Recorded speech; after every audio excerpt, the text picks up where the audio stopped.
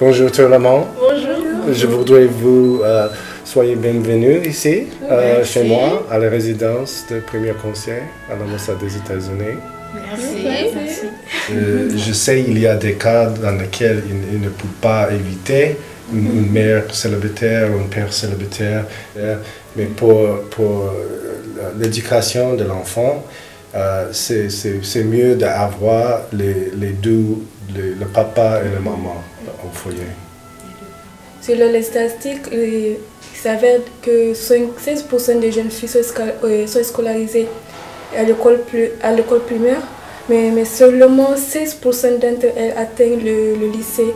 Elles quittent l'école, mais genre pour quel type de raison? Parce que, je sais pas, soit elles n'ont pas assez de main de soutien, peut-être. Peut-être dans la famille, les parents ne les soutiennent pas. Et donc, dès qu'elles ont une occasion d'appuyer sur le mariage, de quitter l'école, bon, elles font aussi. Je pense pour un pays de sortir de la pauvreté, il faut avoir les adultes qui aident aussi les enfants, les filles avec l'éducation. C'est vrai, il y a des études qui montrent dans le pays où les filles ne sont pas scolarisées, c'est l'économie qui souffre. Mon père, il m'a toujours encouragée de donner mes meilleures capacités à étudier dans les écoles, dans les meilleures écoles, dans tous ces trucs à étudier. Il m'a toujours encouragée et ça m'a vraiment donné la capacité de vraiment étudier.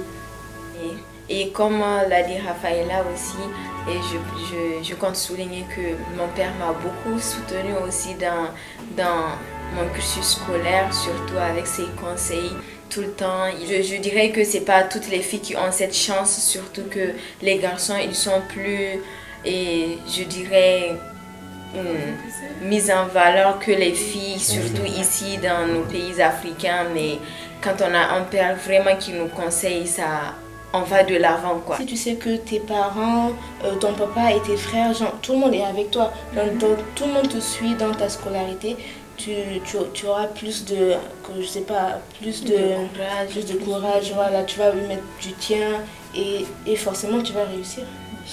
Aux États-Unis, l'éducation c'est obligatoire de primaire et secondaire et les enfants ils doivent aller à l'école. Mais il y a certains enfants, les filles, les garçons, ils n'arrivent pas à atteindre un bon niveau d'éducation. Et bon, j'explique parce que parfois dans les familles, il y a les parents qui ne veulent plus pas, ils sont trop occupés dans leur travail, ils sont peut-être divorcés, ils ont des problèmes familiaux. Et ça fait que l'enfant, il est toute seule dans son coin. Sans soutien. Alors, tôt ou tard, elle devra bien sortir du foyer et là, si elle n'est pas éduquée, c'est là qu'il y aura un problème parce qu'elle sera très influençable, très manipulable et c'est là qu'il peut avoir un problème. Exactement. Alors que si elle est éduquée, elle sait déjà ce qu'elle veut, elle sait où elle va et là, il n'y a plus rien pour l'arrêter, quoi. Si un parent il est bien éduqué, il va aider l'enfant à se renforcer dans la vie et à réussir ses études et l'enfant il va être bien. Le gouvernement c'est lui qui gère le pays, qui gère l'État, mais moi je pense personnellement franchement qu'on ne doit pas tout reposer tous nos espoirs sur le gouvernement. C'est à nous de prendre, de relever le défi, de dire qu'on va y arriver. Et c'est à nous de créer la confiance avec nos parents, de les laisser croire en nous. Parce que si on se dit qu'on a un objectif, on fera tout pour l'atteindre. Et moi, je dirais que tous les enfants nigériens doivent se mettre comme objectif en tête de développer le Niger.